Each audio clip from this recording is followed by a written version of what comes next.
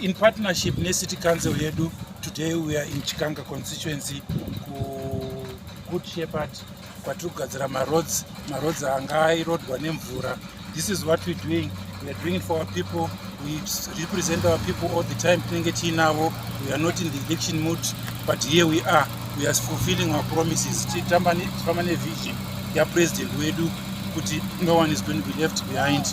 And here we are to Famana President Wedu, turikugadzira maroads nasi muchikanga. Tikutedzera baba wedu mashandiro avanoita. This is what we're doing. Sevana vavo. Tiri muchikanga nasi kugadzira maroads anga aparara nemvura. So we say thank you to neCity Council yedu yatine partnership nayo kuti vateererawo tavakumbira kuti vaya muchibatsiro maroads. Here we are today. We are with them. Turikugadzira maroads echikanga.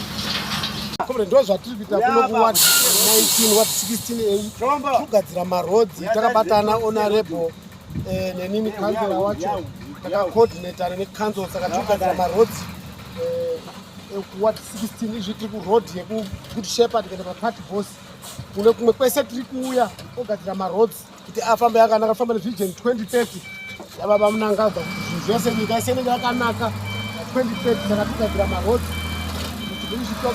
bridge